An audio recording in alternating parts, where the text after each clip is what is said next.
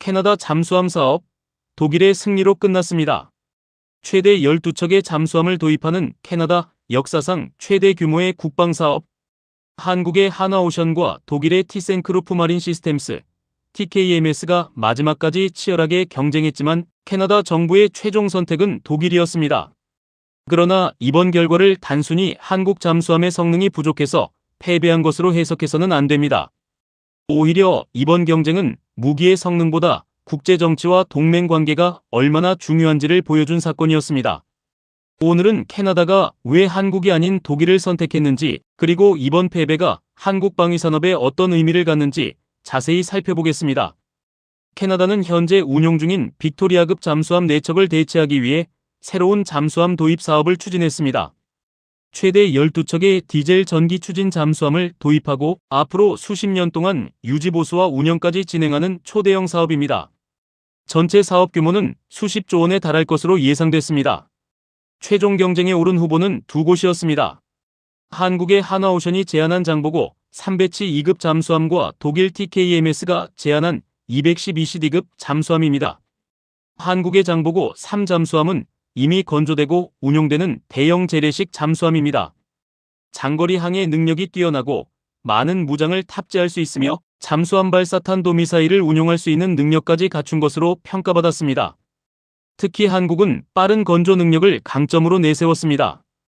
캐나다가 원하는 시점에 맞춰 잠수함을 공급할 수 있다는 점과 함께 현지, 조선업, 철강, 자동차 산업에 대한 대규모 투자도 제시했습니다. 단순히 잠수함만 판매하는 것이 아니라 캐나다 경제 전체에 도움이 되는 산업협력안을 내놓은 것입니다. 하나오션은 캐나다 기업들과 협력 관계를 구축하고 현지 일자리 창출, 기술 협력, 장기적인 유지보수 체계까지 제안했습니다. 잠수함의 성능과 가격, 납기만 놓고 본다면 한국도 충분히 승산이 있다는 평가가 많았습니다. 그렇다면 캐나다는 왜 독일을 선택했을까요? 첫 번째 이유는 북대서양조약기구, 즉 나토와의 연계성입니다. 캐나다와 독일은 모두 나토 회원국입니다. 독일이 제안한 212CD 잠수함은 독일과 노르웨이가 공동으로 개발하고 있는 잠수함입니다.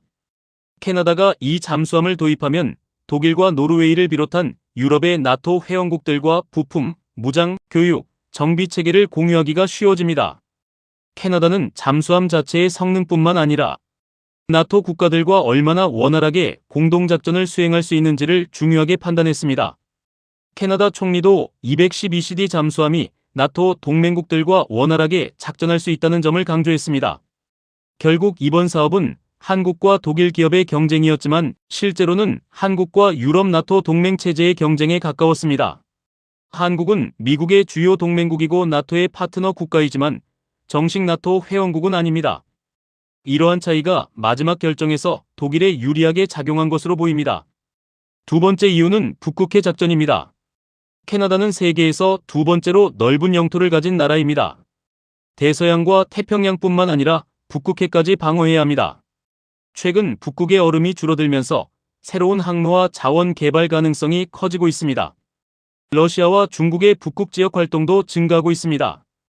캐나다 입장에서는 북극해에서 장기간 작전할 수 있는 잠수함 전력이 매우 중요합니다.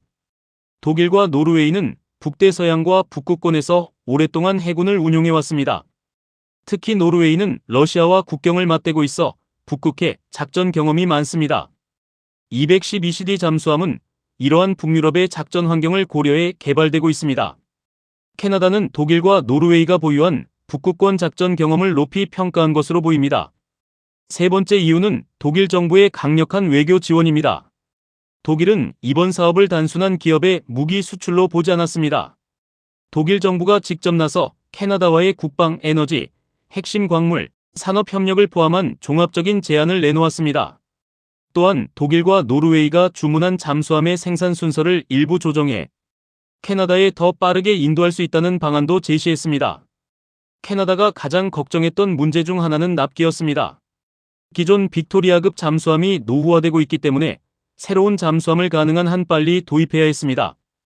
독일은 기존 생산 체계에 캐나다 물량을 포함하는 방법을 제안하며 이러한 우려를 줄였습니다. 결국 캐나다의 선택은 잠수함 한 척의 성능만 비교한 결과가 아니었습니다.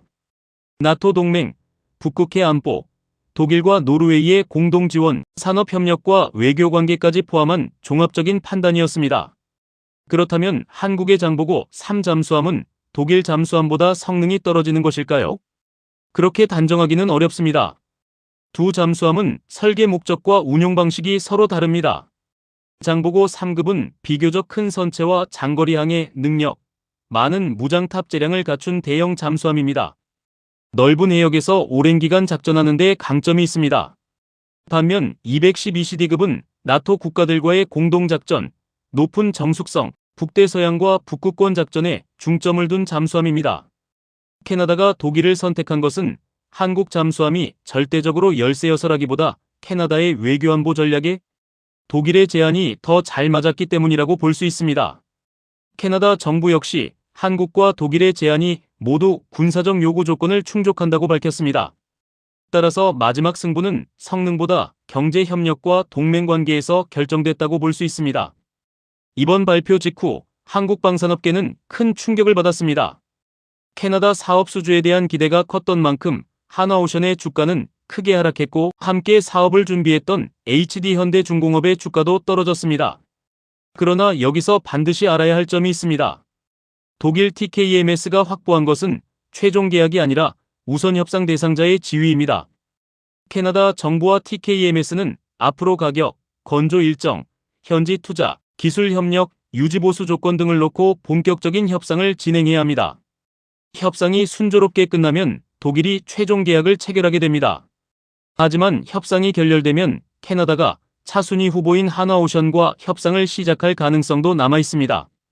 물론 대형 국방 사업에서 우선 협상 대상자가 바뀌는 경우는 흔하지 않습니다. 현재로서는 독일이 최종 계약까지 갈 가능성이 높다고 보는 것이 현실적입니다. 이번 결과는 한국 방산의 뼈아픈 패배입니다. 하지만 완전한 실패로만 볼 필요는 없습니다.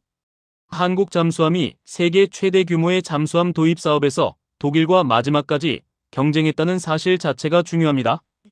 과거 한국은 독일의 잠수함 기술을 도입해 잠수함을 건조하기 시작했습니다. 그러나 이제는 독자적으로 3,000톤급 잠수함을 설계하고 건조해 독일과 세계 시장에서 경쟁하는 수준까지 성장했습니다. 캐나다 사업을 준비하면서 하나오션은 현지 기업, 조선소, 철강회사, 자동차 관련 기업들과 광범위한 협력 관계를 구축했습니다. 이번에 쌓은 네트워크와 경험은 앞으로 다른 국가의 잠수함 사업에 도전할 때 중요한 자산이 될 수 있습니다. 세계 각국은 노후 잠수함을 교체하고 있습니다. 폴란드, 필리핀, 사우디아라비아, 모로코를 비롯한 여러 나라가 새로운 잠수함 도입을 검토하고 있습니다. 한국은 장보고 3급의 장거리 작전 능력과 빠른 건조 능력, 가격 경쟁력, 기술 이전과 현지 생산 조건을 앞세워 다른 시장을 공략할 수 있습니다. 다만 이번 패배를 통해 반드시 배워야 할 교훈도 있습니다. 이제 방산 수출은 좋은 무기만 만든다고 성공하는 시대가 아닙니다. 무기의 성능과 가격은 기본 조건입니다. 그 위에 정부의 외교력, 군사동맹, 금융 지원, 현지 산업 투자, 기술 협력, 장기적인 안보 관계가 결합돼야 합니다. 독일은 기업 혼자 경쟁하지 않았습니다. 독일 정부와 노르웨이 정부, 유럽의 나토 체제가 함께 움직였습니다. 반면 한국은 뛰어난 잠수함과 파격적인 경제 협력안을 제시했지만 나토라는 거대한 동맹의 벽을 완전히 넘지는 못했습니다. 앞으로 한국이 유럽과 북미의 대형 방산 사업에서 성공하려면 기업 중심의 수주 전략에서 벗어나야 합니다. 정부와 기업, 금융기관, 군, 외교 조직이 하나의 팀으로 움직여야 합니다. 상대 국가가 원하는 산업과 일자리, 에너지, 자원, 안보 문제를 모두 묶은 국가 차원의 협력안을 제시해야 합니다. 이번 캐나다 잠수함 사업의 승자는 독일입니다. 그러나 이것이 한국 잠수함 기술의 패배를 의미하지는 않습니다. 한국은 세계 최고의 잠수함 강국 중 하나인 독일과 마지막까지 경쟁했습니다. 기술력과 건조 능력은 이미 세계 시장에서 충분히 인정받았습니다. 부족했던 것은 잠수함의 성능이라기보다 동맹과 외교, 그리고 국가 차원의 종합 전략이었습니다. 캐나다에서 얻은 경험을 제대로 분석한다면 이번 패배는 다음 수출을 위한 값비싼 교훈이 될 수 있습니다. 한국 방산은 이제 단순히 값싸고 빠르게 무기를 만드는 단계를 넘어섰습니다. 앞으로의 과제는 뛰어난 무기를 국가의 외교 경제 전략과 어떻게 결합할 것인가입니다. 캐나다에서는 독일이 승리했습니다. 하지만 세계 잠수함 시장의 경쟁은 이제부터 다시 시작됩니다. 한국이 이번 패배를 딛고 다음 대형 사업에서 어떤 결과를 만들어낼지 지켜봐야겠습니다. 오늘 영상이 도움이 되셨다면 구독과 좋아요를 눌러주시고 여러분의 의견도 댓글로 남겨주시기 바랍니다. 감사합니다.